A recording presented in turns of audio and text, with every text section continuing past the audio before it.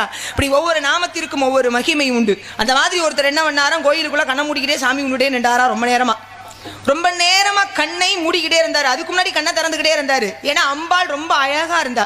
அன்னைக்கு அம்பாளினுடைய உருவம் எப்படி இருந்தது அப்படின்னா, சித்திரை மாதம் பௌர்ணமி எப்படி இருக்கும், பயங்கர பொலிவோடு இருக்குமா, அது மாதிரி ஒரு அழகு.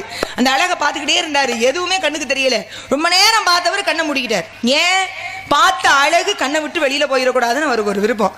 கண்ணை மூடிக்கிட்டே கும்பிட்டு இருந்தாரு. இப்ப மாலை பொழுது வந்துருச்சு. நாட்டை ஆளும் மன்னன் கோயிலுக்கு வந்தாரு சுவாமியை கும்பிட.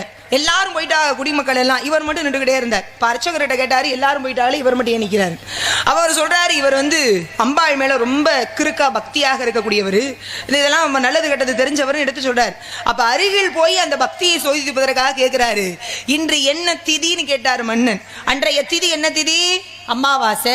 அமாவாசைக்கு நிலா வருமா? நிலா வராது. ஆனா இவர் என்ன பார்த்தாரு? அம்பாளோட முகத்தை. அது எப்படி இருந்துச்சு? பௌர்ணமி நிலவு மாதிரி. இவர் என்ன பண்ணிவிட்டாருன்னா, வாயை திறந்து பௌர்ணமின்ட்டார்.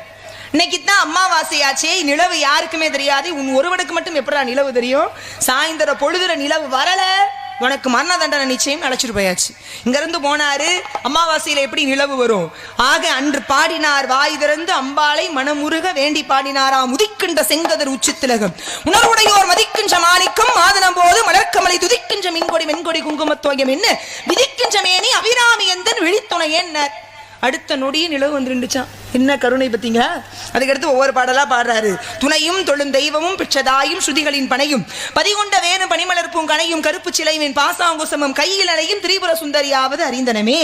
அறிந்தேன் எவரும் அறியா மறையை அறிந்து கொண்டு சரிந்தேன் எனது திருவடிக்கே திருவே வெறிவி புரிந்தேன். நீ நண்பர் பெருமை எண்ணாத கரும நெஞ்சால் மறிந்தே விடும் நரகு குறவாய மனிதரையே.